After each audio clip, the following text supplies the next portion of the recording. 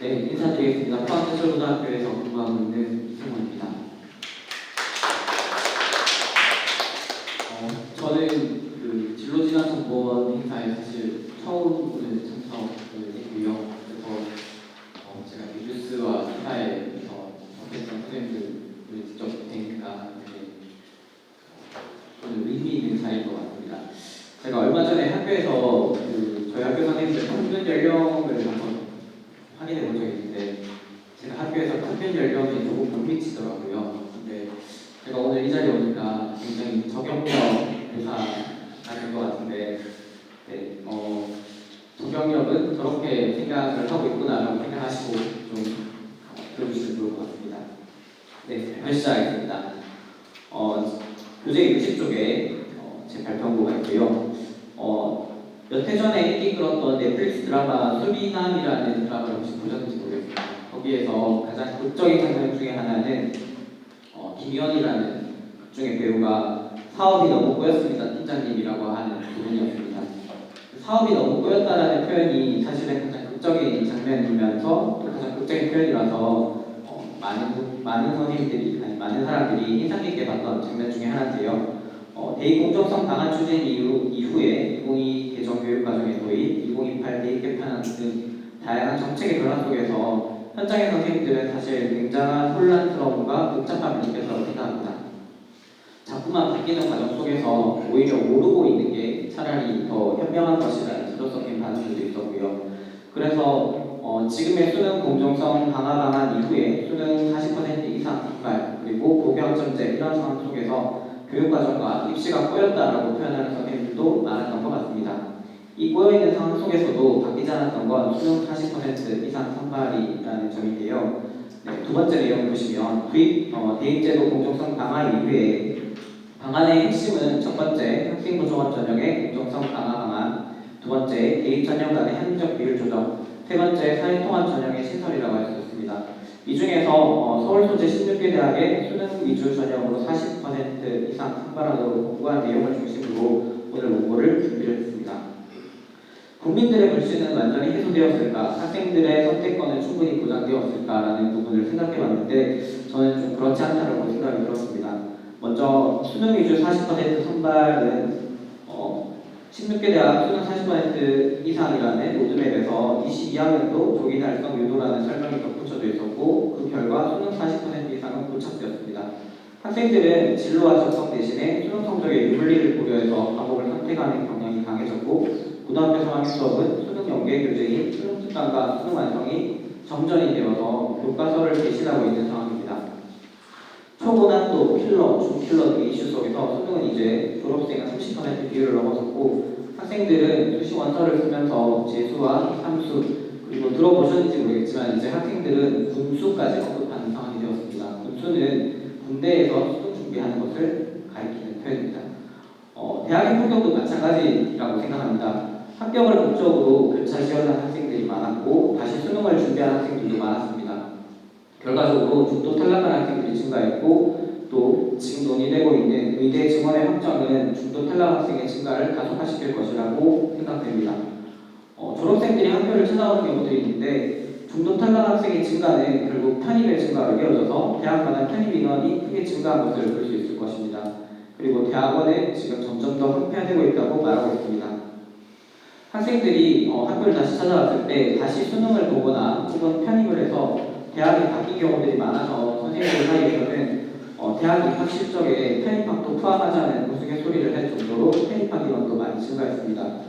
수능 40%를 유지한 상태에서 새로운 교육과정과 새로운 대입 개편안이 고등학교와 대학교의 풍경을 바꿀 수 있을까라고 생각해 본다면 솔직히 회의적입니다.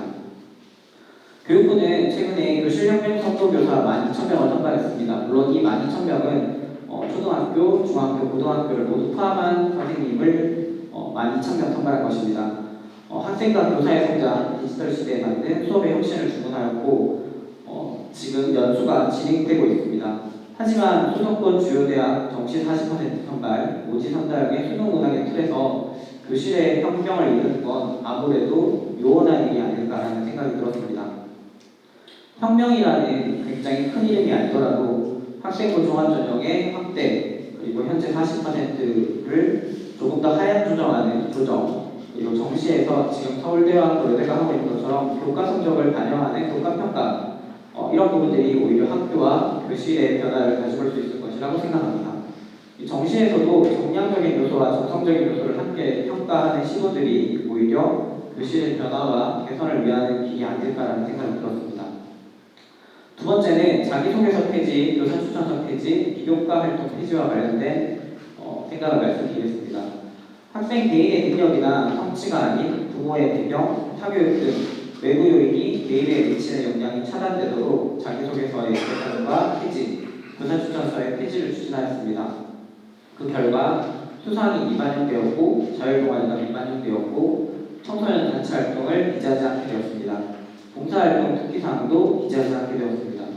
결과적으로 학생들의 학교 활동은 수업이 가장 중요한 자리를 차지하게 되었습니다. 이건 긍정적인 변화라고 생각이 듭니다. 그동안 상을 받은 일부의 인원만 빛나던 대회는 교과활동과 창의적 체험으로 흡수되었습니다. 그 결과 보다 많은 학생들이 돋보일 수 있게 되었고 수업의 내실화가 이루어졌습니다. 발표와 토론, 프로젝트가 활발해졌습니다. 내신 성적과 세부 능력 및 특기사항, 창의적 체험이 중요하게 되면서 수업이 학생 참여형으로 바뀌게 되었고 자기주도적인 학습 역량이 돋보일 수 있는 수업의 구성이 활발해졌습니다. 그런 점에서 학생 참여형의 수업이 확대되고 학생이 주도적으로 수업에 참여하게 된 것은 굉장히 큰 변화라고 생각합니다. 하지만 이것은 수능 준비가 본격적으로 이루어지는 시기에는 축소와 중단되기 마련이라서 2학년 2학기를 거치면서 아무래도 축소와 중단되는 현상이 두드러지게 나타난 것 또한 사실입니다. 그리고 공정성 강화가 다른 의미에서는 학생이 유의미한 학교 활동까지 제한하고 축소하는 결과까지 낳게 되었습니다. 결과적으로 학생들은 청소년 단체 활동이나 자율동아리에 참여하는 비율이 월등히 줄어든 것 같습니다. 부모의 배경, 사교육 등 외부 요인의 차단을 이뤘고 교사의 업무는 다소 경감되었다는 생각이 듭니다. 학생 참여형 수업이 활발해지면서 교사가 수업 업무를 보다 활발하게 하게 된 것도 긍정적인 변화라고 생각합니다. 하지만 또 다른 양상도 나타났다는 생각이 드는데 저는 지난해에 고3 담임을 했었는데 저희 학교뿐만 아니라 사실은 많은 학교에서도 이런 모습들을 확인할 수 있었습니다. 자기소개서와 교사 추천서가 없어지면서 학생들은 담임 선생님들과 상담한 것과 다르게 지원하는 모습들도 보였습니다. 졸업생들이 학생 구조화 전형에 대거 지원하면서 경쟁률이 상승하게 되었고 그동안은 자기소개서와 교사 추천서 때문에 화를 바꾸는 것을 쉽게 생각하지 않았다면 학생들은 이제 교사 추천서와 자기소개서 없이 생활교육만으로 지원을 하다 보니까 선생님들의 생각과 다르게 인접한 경쟁률이 낮은 다른 전공으로 지원하는 학생들이 많아졌습니다. 그래서 어떻게 보면 학생들의 선택권은 보장된 것처럼 보이지만 또 다른 더 큰 문제가 발생한 것이라는 생각이 들었습니다. 2015 교육과정과 2022 교육과정의 내용을 살펴보면 2015 교육과정과 대공정성 강화 방안 이후의 변화에서 어찌되었든 교육과정의 왜곡의 주범은 수능이라는 것을 쉽게 떠올릴 수 있습니다. 수능 연계 규제로 진도를 나가기 바쁜 때에 몇 차시에 걸쳐서 과정 중심 평가를 하거나 또는 선언 수련 평가를 병행하는 것은 아무래도 쉽지 않은 일이라고 생각이 듭니다. 학업성적 관리 규정에는 수행 100%로 가능한 진로 선택 과목들이 있습니다. 그런데 그런 과목들을 굳이 강의식 수업을 하거나 집필시험을 치르는 경우들이 많습니다. 모두 수능 수업을 위한 수업 운영이라고 생각이 듭니다. 하지만 그마저도 학생들은 일반 선택이냐 진로 선택이냐에 따라서 대한 마음의 태도가 다른 것이 사실입니다. 진로 선택 과목은 내신 성적을 절대평가하고 수능 출제 범위가 아니기 때문에 수능에 좀 더 주력한 학생들은 진로 선택 과목을 좀 다르게 접근하는 모습들을 보였습니다. 이제 새로운 교육과정이 도입됩니다. 2022 개정교육과정의 핵심이 미래 변화에 대응하는 역량의 강화, 학습자의 성장 지원, 학생의 삶과 역량, 깊이 있는 학습 등을 가장 중요한 부분으로 생각하고 있습니다. 그래서 수정시를 모두 준비해주는 학교가 좋은 학교가 아니라 학생이 좀 더 의미 있는 경험을 하고 성장할 수 있도록 졸업해주는 학교가 진정 좋은 학교로 평가받을 수 있었으면 좋겠습니다. 덧붙여서 최근에 교육부에서는 토론식 수업과 노출형 평가를 위해서 아이비를 전국적으로 확대하겠다는 의지를 밝히고 있습니다. 제가 살고 있는 경북의 경우에는 지금 다문화 가정이 크게 증가하고 있고 또 경상북도는 지금 외국인 고등학생, 유학생도 있는 학교들이 좀 많이 있습니다. 그리고 중도 입국 자녀들도 증가하고 있는 상황입니다. 이런 상황을 고려해본다면 IB는 좋은 대안이 될 수 있겠지만 현재의 정시 40% 평가를 체제에서 IB가 많은 선생님들이 기대하는 것처럼 안착할 수 있을까를 생각해봤을 때 우려가 큰 것도 사실입니다. 2028 대입 개편안이 발표되었습니다. 최종적으로는 내신 5등급 절대평가와 상대평가를 병기하는 방안을 유지하면서 사회와 과학, 국가, 융합 선택에만 상대평가 병기를 제외하기로 했습니다. 그리고 수능은 통합형 운영 방식으로 운영됩니다.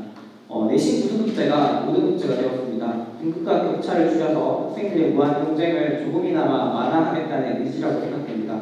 그러면서 성적 부풀리기 등을 방지하기 위해서 등급제를 유지하는 것이라고 생각이 듭니다. 결과적으로 학생 평가에서 서열화보다는 좀 더 성장을 중요하게 인식하고 성취평가제의 안착과 내실화를 위해서는 긍정적인 변화라고 생각이 듭니다. 일반계고의 고등학교 교육이 입시에서 완전히 분리될 수 있는가를 생각해 본다면 성취평가제 전면 도입이 어쩌면 충분히 감당하기에는 아직 이르다라는 생각이 들 수도 있습니다. 그래서 그나마 5등급제가 다행이라는 생각이 듭니다. 다만 사회과학, 국가, 융합선택 과목이 과목의 성격에 맞게 운영될 수 있는지는 지켜봐야 할 것 같습니다. 수능 40% 선발이 유지되는 상황에서는 과목의 성격과 성취 수준에 맞는 수업보다는 통합사회와 통합과학을 한 번 더 준비해주는 수업으로 운영될 가능성이 크다는 생각이 듭니다. 학교교육과 대입제도는 줄곧 온 국민의 관심사였습니다. 정치에 관심 없는 사람이 있어도 학교교육과 대입에 관심이 없는 사람은 없었습니다. 대입 공정성 강화 방안 이후에 여러 긍정적인 변화를 가지고 왔지만 대입은 여전히 해결해야 될 과제가 많다고 생각이 듭니다. 교육은 백년지 대계라는 말은 사실 2000년도 더 된 아주 오래된 표현입니다. 다양한 배경의 학생들이 모두 함께 잘 배울 수 있도록 하고 삶에 필요한 역량도 키우면서 이것을 평가와 연결 지으려면 교육은 백년지 대계라는 말이 가장 필요한 말이라는 생각이 듭니다. 그런 의미에서 먼 미래까지 내다보고 교사와 학생, 학부모, 대학 등 다양한 상대 의견을 수렴하고 설득하고 협의해야 미래 교육 수요와 사회 변화를 반영한 교육 과정과 대입이 실현될 수 있을 것이라고 생각합니다. 국민들은 두 번째 제가 제일 처음에 국민들의 불신은 완전히 해소되었을까, 학생들의 선택은 충분히 보장되었을까라는 것과 생각해 본다면 국민들은 이 제도가 과연 지속될까라는 입장에서 생각해 본다면 불신이 과연 완전히 해소되었는가라고 생각해 볼 때 또 불신이 해소되었다고 보기 어려울 것으로 생각이 듭니다. 학생들의 선택권은 충분히 보장되었는가라는 것도 지금의 수능에서는 그렇지 못한 점이 분명히 있다고 생각합니다. 그래서 진짜 백년지 대계라는 말이 잘 구현될 수 있도록 충분한 논의와 소비의 시간이 필요하다는 생각이 들었습니다. 고맙습니다.